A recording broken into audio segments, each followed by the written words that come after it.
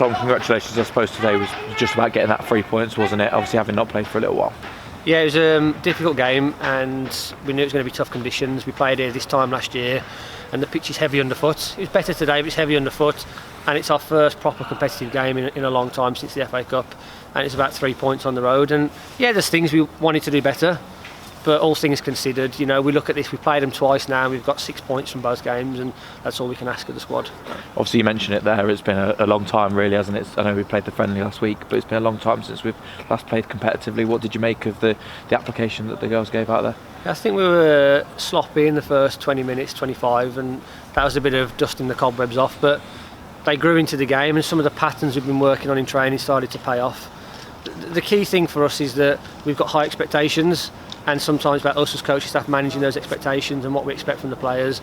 Ultimately we saw enough of that today to take us away from the game and please, but yeah, if I'm being brutally honest, the first 20-25 minutes weren't the greatest, and you can tell that we hadn't played for a while, and I think the second half is pretty similar. We looked like we were lacking a bit of fitness and yeah, lost a bit of control of the game, but as I say, as first games coming back from Christmas, first games go, it's a positive result and we can move forward.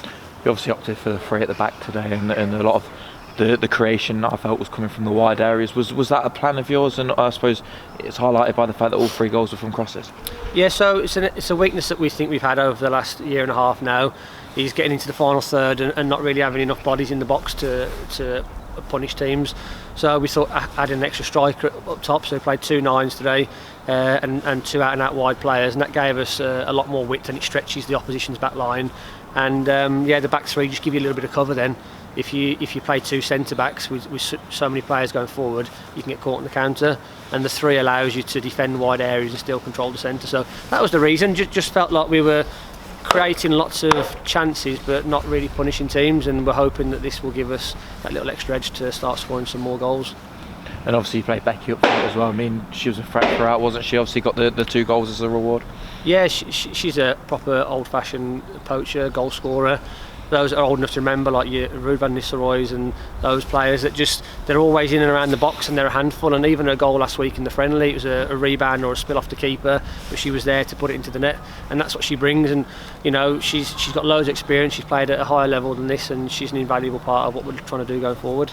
I know Long Eaton haven't scored a massive amount of goals this season, but for Harley to barely have anything to do in the game, that was pleased you as well. The defence, they stood firm, didn't they, today? Yeah, so that was a challenge for them at half time, is to control the game and to have a good game management.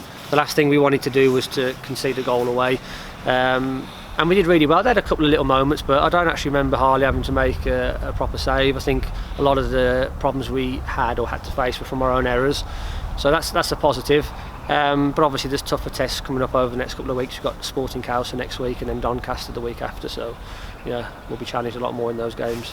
You touch on those games coming up. I mean, obviously we've got a few games to catch up on, and a lot of games coming up in a short space of time. How important is that run coming up now to try and be fighting up the top end of the table come the end of the season, you feel? Yeah, so obviously playing so many cup games, we're I think 6 games behind in the league. And although we now know what we have to do, it's tough because we know we have to win. You know, Stourbridge have stayed strong and they've kept winning, and so have other teams around them. So we know we've got to go into those games, and 3 points is what we've got to go after. Whether we get that or not, who knows? You know, football's unpredictable, but we will prepare and plan to get maximum points in those games. And those 2 games, if we can finish January with 3 games and 3 wins and 9 points, that's going to help us, you know, challenge for the top end of the table.